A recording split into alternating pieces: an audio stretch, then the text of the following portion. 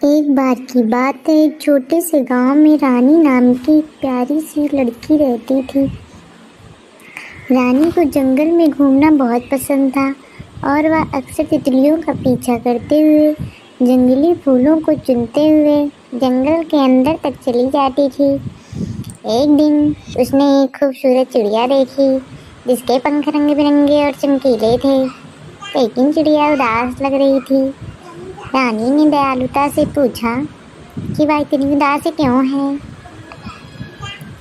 चिड़िया ने रानी को बताया कि वह पहले इंसान थी, लेकिन एक दुष्ट चुड़ैल ने उसे श्राप देकर चिड़िया बना दिया था।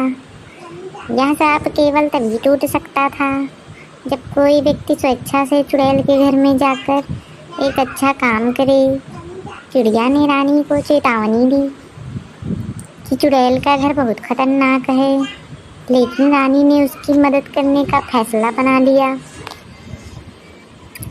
उस रात जब चांद आसमान में ऊंचा था, रानी चुपचाप चुड़ैल के घर की ओर चल दी, जो जंगल के किनारे पर था, पर बहुत डरावना था, अजीबोगरीब था और चारों ओर से अजीब अजीब आवाजें आ रही थी।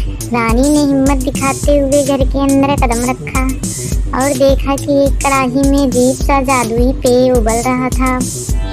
उसे याद आया कि चिड़िया ने उसे एक छोटा सा पोटली दी थी जिसमें जादुई जड़ी बूटियाँ थी। उसने वह जड़ी बूटी कढ़ाई में डाल दी। जैसे ही उसने ऐसा किया, घर हिलने लगा और कमरे में एक तेज रोशनी फैल गई। चुड़ैल जो अब एक अदृश्य थी, गुस्से से चिल्लाई क्योंकि उसका श्राप टूट गया था। चिड़िया अब एक सुंदर युवक में बदल गई।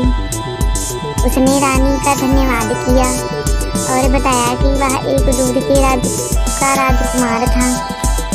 राजकुमार ने कृतज्ञता से रानी को अपने राज्य में आने का निमंत्रण दिया, जहाँ वे खुशी खुशी रहने लगे। गांव के लोग अक्सर उस बहादुर लड़की और उस राजकुमार की कहानियाँ सुनते, जिसे उसने चुड़ैल के श्राप से मुक्त किया था। लेकिन यह भी कहा जाता है कि चांदनी रातों में अगर आप ध्यान से सुने तो आपको अब भी जंगल में चुड़ैल की गुस्से भरी चीखें सुनाई दे सकती हैं।